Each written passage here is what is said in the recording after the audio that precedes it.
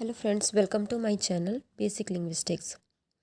तो आज हम बात कर रहे हैं कि जो ऑर्गन्स ऑफ स्पीच हैं उसमें कैसे कैसे सिस्टम्स पाए जाते हैं जिसके थ्रू हम साउंड को प्रोड्यूस कर पाते हैं।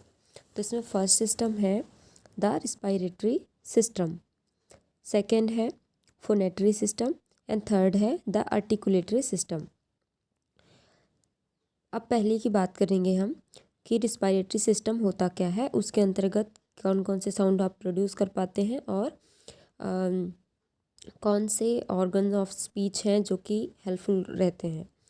तो रिस्पायरेटरी सिस्टम से हमें यही समझ में आ रहा है, जो श्वसन की क्रिया होती है तो वो लंग्स के थ्रू होगी, तो कौन कौन से इसमें ऑर्गन्स ऑफ स्पीच आ जाएंगे उसका अंदाज़ा आप लगा सकते हैं नाम से ही। अब यहाँ पे है the respiratory system comprises the lungs, the muscles of the chest and the wind pipe, जिसको हम ट्रैकिया के नाम से भी जानते हैं। तो रिस्पायरेटरी सिस्टम्स में तीन चीज़ों को आप ले सकते हैं। पहला तो लंग्स हो गया, और muscles of the chest, chest के जो भी मसल्स होते हैं वो भी हेल्पफुल रहते हैं, और वाइंड पाइप जिससे एयर फ्लो होता है, जिसके थ्रू एक हमारे ये गले पे एक पाइप पाई जाती है जिसको वाइन पाइप के दो पाइप पाई जाती हैं, एक फूड पाइप होता है, एक वाइन पाइप। वाइन पाइप से नाम से ही समझ में आ रहा है कि वहाँ पे जहाँ से हवा गुजर सकती है, फ्लो हो सकता है हवा का, तो उसी को हम ट्रैकिया के नाम से भी जानते हैं। Under the action of the muscles of the chest and walls of the lungs contract.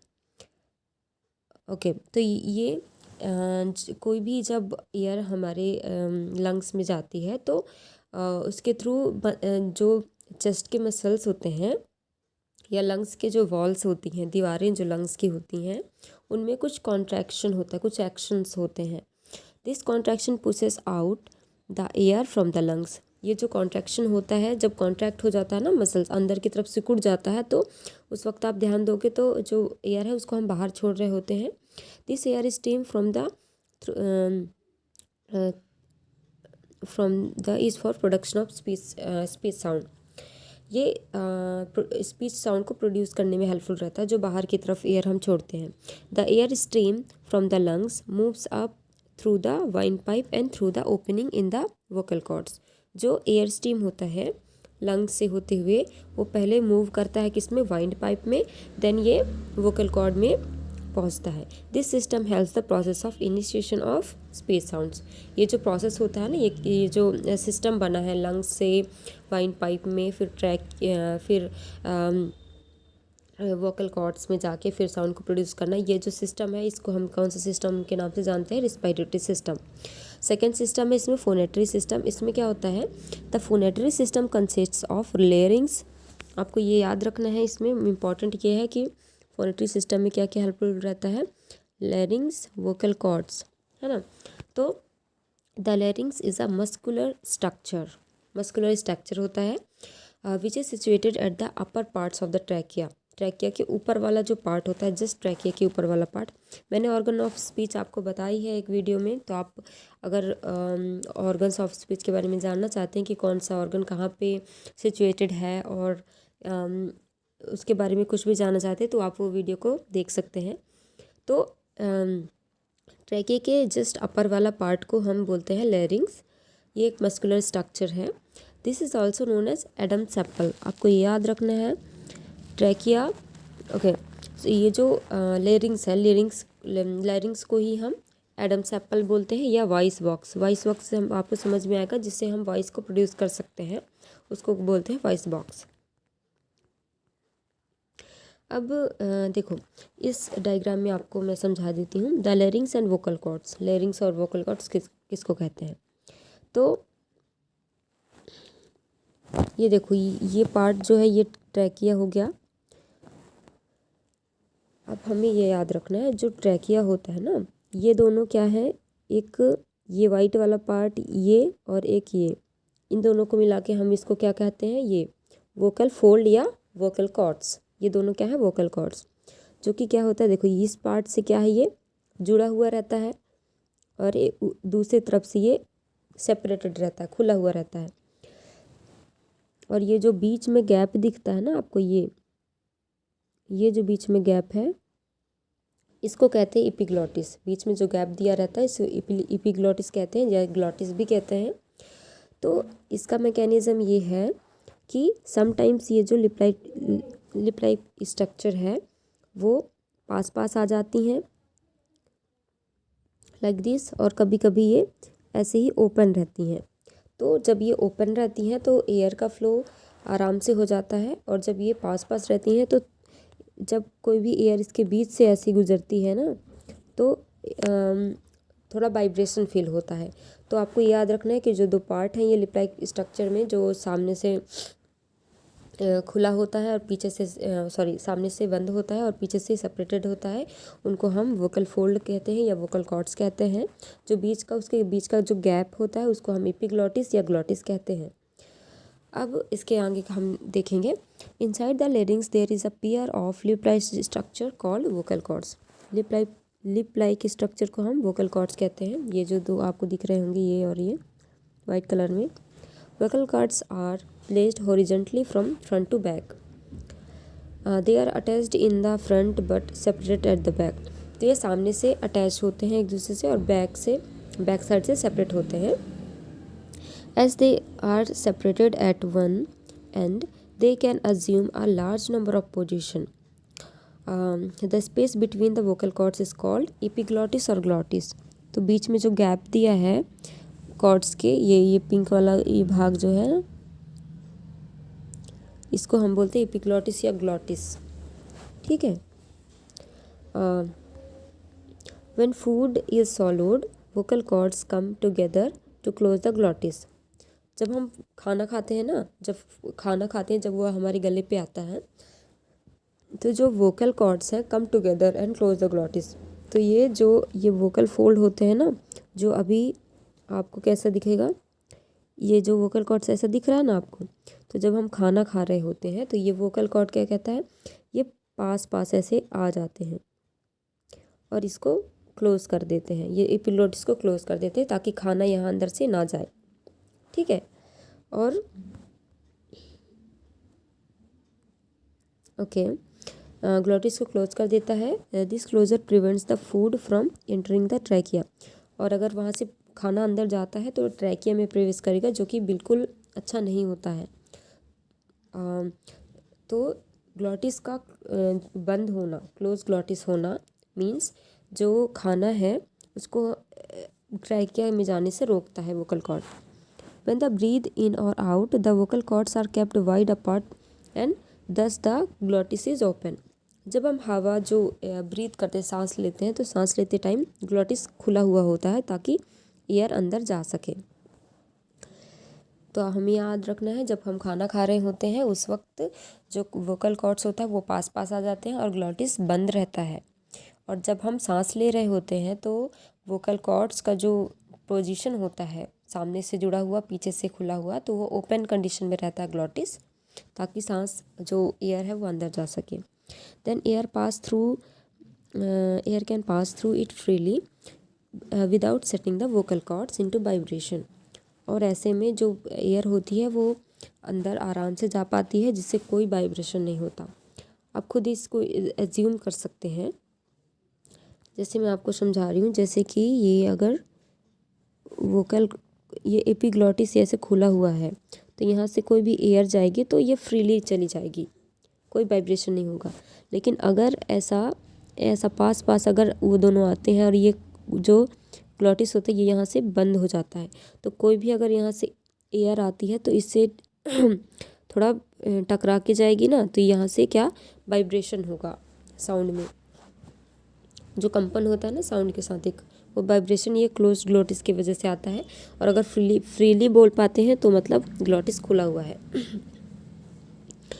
Okay, the sound thus produce with the glottis wide open are called voiceless sound. तो जब ग्लॉटिस खुला हुआ होता है, जब इस कंडीशन में होता है, ठीक है, इस कंडीशन में, तो उसको हम कहते हैं वॉइसलेस साउंड्स, मतलब इसमें कोई वाइब्रेशन नहीं होता। विदाउट वाइब्रेशन को हम वॉइसलेस साउंड कहते हैं। These sounds are also called breathed sound because this is the position of glottis for breathing. तो यहाँ से सांस लेने की एक पोजीशन बन जाती है ना, जब ये ग्लॉटिस खुला हुआ होता है तो हम आराम से सांस ले पाते हैं, तो ये एक सांस लेने की एक पोजीशन हो जाती है। इसलिए और सांस लेने को क्या बोलते हैं, ब्रीदिंग। तो ब्रीदिंग इसलिए इन साउंड्स को क्या बोलते हैं, ब्रीद्ड साउंड। ठीक है। फिर जैसे इसमें द इंग्लिश साउंड्स प ट स फ etcetera are example of voiceless sound. जब आप ये साउंड को प्रोड्यूस करते हो ना, प ट स फ, इनको जब हम प्रोड्यूस करते हैं तो इसमें किसी तरह का कोई वाइब्रेशन फील नहीं होता है। It means these are the voiceless sounds. ठीक है। फिर नेक्स्ट है इसमें when the vocal cords are held together loosely, the pressure of air from the lungs makes the vocal cords vibrate। ठीक है। तो ये देखो, आप यहाँ पे ऐसे समझ सकते हो कि ट्रैकिया अगर पास पास में होता है, लाइक दिस, ट्रैकिया पास पास में आ गया और यहाँ पे ज़्यादा कोई गैप्स नहीं बची, ये गैप क्लोज हो गया, तो यहाँ से कोई भी एयर आप पास कराओगे तो ये ऐसा थोड़ा इनसे टकरा के जाएगा। और जब अगर ऐसा होता है तो वाइब्रेशन अपने आप ही आती है। वोकल कॉर्ड क्या होता है, वाइब्रेट होता है। तो जब वाइब्रेट होता है वोकल कॉर्ड तो ऐसे में कौन सा साउंड प्रोड्यूस होता है, वॉइस्ड साउंड। आपको याद रखना है, वॉइस्ड साउंड, है ना। जब ओपन रहता है ग्लॉटिस और साउंड एयर अपने आप आराम से चली जाती है उसको फ्रीली, तो उसको वॉइसलेस साउंड बोलते हैं। और जब वाइब्रेशन के थ्रू जाती है तो वॉइस्ड साउंड बोलते हैं। All English are and consonants like ब ड ग ज, ब ड, आप इनको अपने आप ही प्रोड्यूस करके देख लीजिए। जैसे ही आपको इन साउंड को प्रोड्यूस करेंगे ब ड, तो एक ऐसा गले में आपको वाइब्रेशन फील होगा, तो इनको क्या कहते हैं, वॉइस्ड साउंड। ठीक है। नेक्स्ट है आर्टिकुलेटरी सिस्टम। दो सिस्टम हमने पढ़ चुका है, रिस्पायरेटरी सिस्टम, फोनेटरी सिस्टम, और अब पढ़ेंगे आर्टिकुलेटरी सिस्टम। इसमें देखते हैं क्या है। The articulatory system comprises the nose. अब आप याद रखें इसमें क्या क्या आएगा, नोज़ आएगा, teeth, tongue, roof of the mouth और लिप्स। ठीक है। ये जो ओरल पार्ट होते हैं हमारे, ठीक है, याद रखना ओरल पार्ट, ये जो भी नोज़ है, टीथ है, टंग है, रूफ ऑफ द माउथ है, लिप्स है, ये सब। The roof of the mouth consist of the teeth ridge. देखो अब याद रखने में, रूफ ऑफ द माउथ किस किस से बना होता है, जो देखो जो माउथ है ना उसके ऊपर वाला पार्ट, आप जीभ के जस्ट ऊपर वाला जो भी पार्ट आपको मिलेगा, तो सबसे पहले दांत के जस्ट पीछे आपको टीथ रिड्ज मिलेगा। ऊपर वाली अपर टीथ के जस्ट पीछे वाला पार्ट टीथ रिड्ज है। उसके पीछे जस्ट आप जाएंगे तो हार्ड पैलेट आपको मिलेगा। फिर उसके पीछे सॉफ्ट पार्ट जो होता है वो सॉफ्ट पैलेट है। लास्ट में जो एक लिप लाइक एक ऐसा लास्ट में आपको मिलेगा एक स्ट्रक्चर, वो होगा यूला। When the soft palate is raised, अब हमें याद रखना जो सॉफ्ट पैलेट अगर रेज्ड हो such a way that is touch the back wall of the pharynx, the nasal past closed and air escaping through the mouth. याद रखना है सॉफ्ट पैलेट अगर रेज होता है जो कि back wall of the larynx को के पास हो, तो जो नेसल जो पासेज होता है, जो नाक का पार्ट होता है, वो क्या हो जाता है, क्लोज हो जाता है, बंद हो जाता है। और जो एयर है वो हमारे मुंह के थ्रू बाहर आता है, नाक के थ्रू नहीं। तो ऐसे साउंड्स को हम बोलते हैं ओरल साउंड्स। ठीक है। और जैसे आप अगर साउंड को जो भी जितने भी साउंड हैं, आपको जितने भी साउंड मिलेंगे, जो भी साउंड आप प्रोड्यूस वन में कर लो, जो भी साउंड, वो सारे ओरल साउंड ही होते हैं, सिर्फ किन को छोड़कर, म न अंग। तो ये तीन साउंड्स ऐसे हैं जिसको हम प्रोड्यूस करने के लिए नेज़ल पासेस की का यूज़ करना पड़ता है। अदरवाइज जितने भी साउंड्स हैं वो सारे ओरल साउंड्स होते हैं।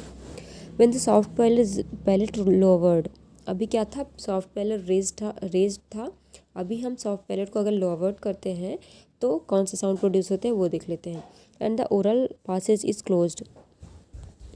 ठीक है। तो इसमें क्या होता है, जो ओरल पासेज है वो इसमें क्लोज होता है। तो ओरल पासेज जैसे ही क्लोज होगा, जो एयर है वो नोज़ के थ्रू जाएगा, नोज़ के थ्रू जाता है। तो sounds produced when the air passage only, जब सिर्फ ये जो एयर पासेज ओनली नाक के थ्रू जाता है, नोज़ के थ्रू आता है एयर, तो उसको हम क्या कहते हैं, नेज़ल साउंड्स। जैसे म न अंग, इनको बोलने पे हमारे नाक के थ्रू ऐसा आप फील भी कर सकते हो, नाक के थ्रू जो साउंड का वो एयर बाहर आती है, न, है ना, न म अंग। तो इनको हम नेज़ल साउंड्स कहते हैं। With with the soft palate lowered, if there is no closure at any point in the oral passes, then air from the lungs can simultaneously pass through the nose and the mouth. Soft palate जब lowered ही रहता है but कोई closure नहीं होता है किसी भी point में जो कि ओरल पासेस को रोके, तो जो हवा होती है ना अंदर से जब हम बाहर की तरफ छोड़ते हैं तो कुछ जो हवा वो नोज़ के थ्रू भी आती है और कुछ माउथ के थ्रू, दोनों एक साथ जब आती है ऐसा है ना, ये नोज़ के थ्रू भी और माउथ के थ्रू भी। तो sounds during the production of which the air escapes both through the nose and the mouth, दोनों के थ्रू अगर आती है बाहर तो उन साउंड्स को बोलते हैं हम नेशनलाइज्ड साउंड। जैसे कि वॉवेल्स हैं कुछ हिंदी के, जैसे वर्ड्स हो गया ऊंच, ऊंच, आँख, है ना। ऊंच बोलेंगे तो आपके मुंह और नाक दोनों से ही साउंड आ रहा है, और आँख भी इसी का एग्जाम्पल है। तो ये हो गया नेशनलाइज्ड साउंड के एग्जाम्पल्स। अब आर्टिकुलेटरी साउंड में सिस्टम में एक और पार्ट इम्पॉर्टेंट होता है जो कि है टंग। टंग भी बहुत इंपॉर्टेंट होता है। ऑर्गन्स ऑफ स्पीच में मैंने बता रखा है कि टंग में कौन कौन से पार्ट्स होते हैं और कैसे ये इम्पॉर्टेंट होता है। आप खुद ये फील कर सकते हैं जब हम कोई भी वर्ड्स को प्रोड्यूस करते हैं तो हमारा जो ये टंग है वो कभी टीथ रिज को टच करता है ऊपर में, कभी सॉफ्ट पैलेट को है ना। तो लिप, यहाँ पे टंग का भी बहुत इंपॉर्टेंट रोल है। लिप्स का भी है। देखो lips also plays an important role in articulation of certain sounds. ठीक है, कुछ ऐसे साउंड्स हैं जिसमें लिप्स भी बहुत इम्पॉर्टेंट रोल निभाता है। जैसे साउंड्स हो गया प, ब, म। आप देखो प, ब, म में जब आप प्रोड्यूस करते हैं तो आपका लिप की सिचुएशन क्या है, और लिप थोड़ा बहुत वर्क करती है। तो ये कैसे, देखो are articulated with the lips tightly shut during the production of speech sound produced the production of different speech sounds through the use of speech organ is known as articulation. तो lip का आपने देख लिया कि कैसे ये helpful रहता है प, ब, म को प्रोड्यूस करने में। और जो भी राउंड होते हैं ना, जो भी ओ बोलते हैं, अगर ओ वॉवल्स की बात करें अगर, तो ओ बोलेंगे तो हमारा जो लिप है ऐसे राउंड हो जाता है ना, कुछ में अनराउंडेड रहता है। तो लिप भी इम्पोर्टेंट रोल निभाता है इसमें। तो जो डिफरेंट स्पीच साउंड्स हैं जो कि आर्टिकुलेशन में, मतलब आर्टिकुलेशन मतलब स्पीच प्रोडक्शन का जो हम बोलते हैं ना प्रोडक्शन, तो उसमें हेल्पफुल करता है। ये सब आर्टिकुलेटरी सिस्टम में आते हैं। तो ये थे सारे सिस्टम्स के बारे में कि कैसे हम साउंड को प्रोड्यूस कर पा रहे हैं, कौन कौन सा सिस्टम, कौन कौन सा स्पीच ऑर्गन मिला के एक सिस्टम बनाता है ना। वो सिस्टम्स कैसे साउंड को प्रोड्यूस करने में हेल्पफुल रहता है, ये था इसके बारे में। और आई होप आप लोग को ये समझ में ज़रूर आया होगा। अगर आपको और अच्छे से चीज़ों को समझना है, कोई भी डाउट्स है, तो आप प्लीज़ कमेंट बॉक्स में कमेंट करिए। मैं पूरी कोशिश करूँगी आपके डाउट्स को क्लियर करने का। कुछ भी आपको समझ में नहीं आ रहा है प्लीज़ आप कमेंट करें। And thanks for watching my videos. आप मेरे साथ बने रहिए मेरे इसी चैनल पे बेसिक लिंग्विस्टिक्स। और मेरे चैनल को अगर आपको वीडियोस पसंद आती हैं तो लाइक एंड शेयर कमेंट ज़रूर करें। Thank you so much.